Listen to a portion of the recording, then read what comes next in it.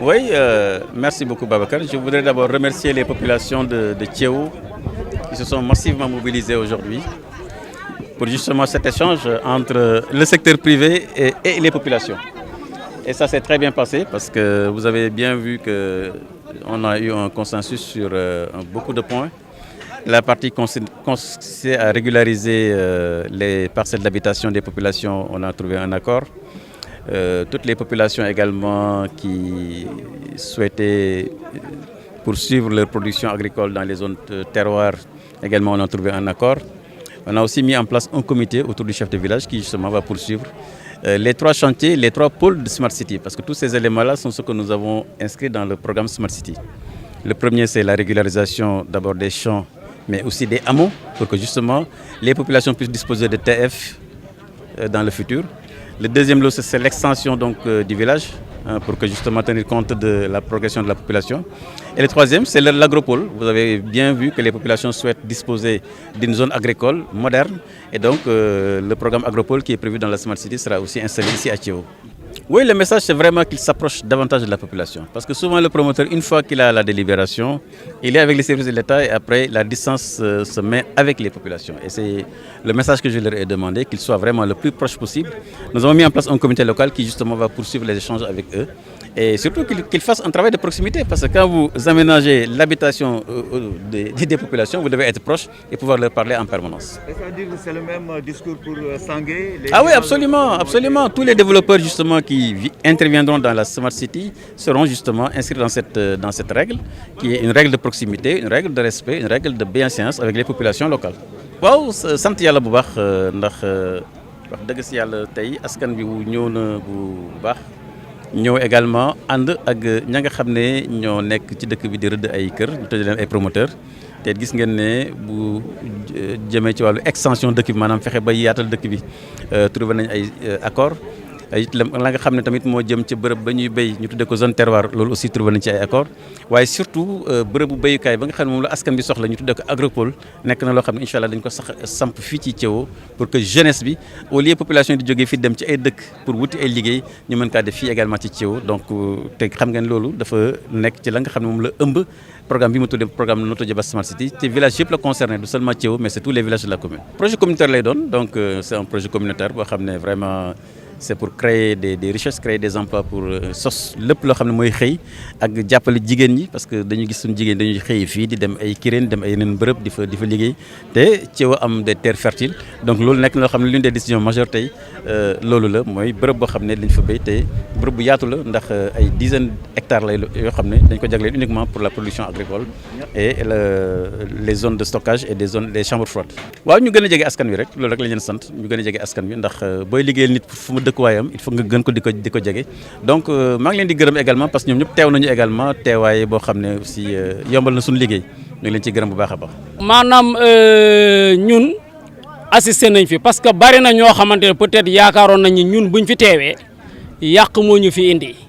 mais ñun ñoo mag loolu waaw maanaam dañuy yor xel di xalaat te xam nañ nit bu baax ki fi ñëw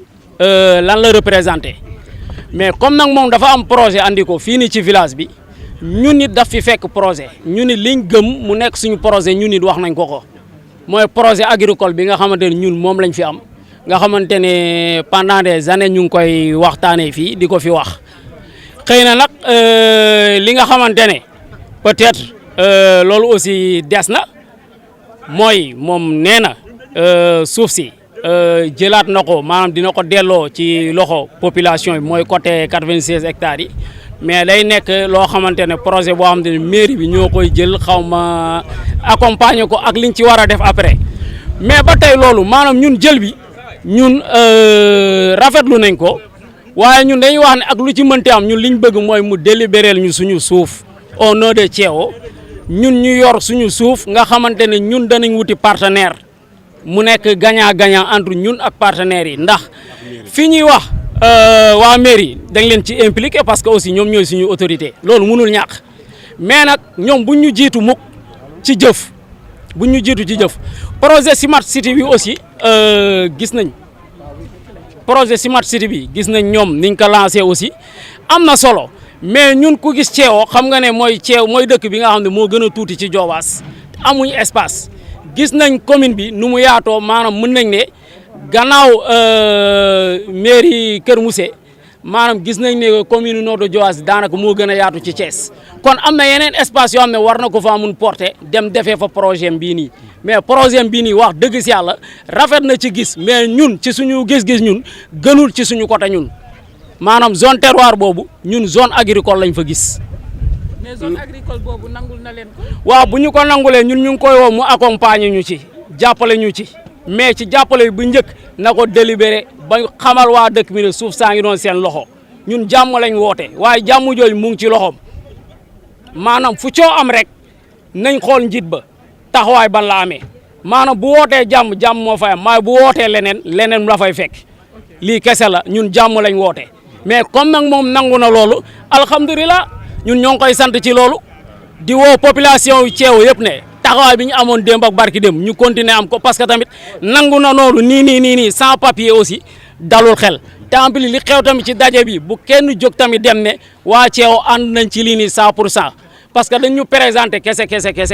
lan ne ca biir nag yëpp étape par étape lay leeree luñ ci d'accord ñu taxaw ne d'accorduñ ci lii mais moom duñ wax kenn ne d'accord nañ ci loo xamante ne xamuñu fi mu jëm. ngeen noppi di wax ci baatu Thiéwo te Thiéwo du ñëpp ànd ak yéen ci li ngeen di wax. waaw ñay wax loola tamit est-ce que ñëpp ànd ak ñoom loolu tamit question la ma ne loola nga wax noona ma ne ña wax loola est-ce que ñëpp ànd ak ñoom ci loola. mënul nekk kenn àndul ak waaw ndax. gis Thiéwo dafa diviser ñi dañoo ànd ak chef de village ñi ànd ak. non Thiéwo demewul noonu maanaam tey ku bëgg a am lu leer da ngay bàyyi ba jour dimanche ñu woote camp A camp B nga xool. waaw maanaam loola maanaam boo déggee may wax loolu yaakaar naa ne am na ñoo xamante ne seen ronal bu ñu fanaanee ba yeew bu ñu sel mooy fa la ñuy dugaat duñ ñemee génni lii moo tax ma lay wax loolu.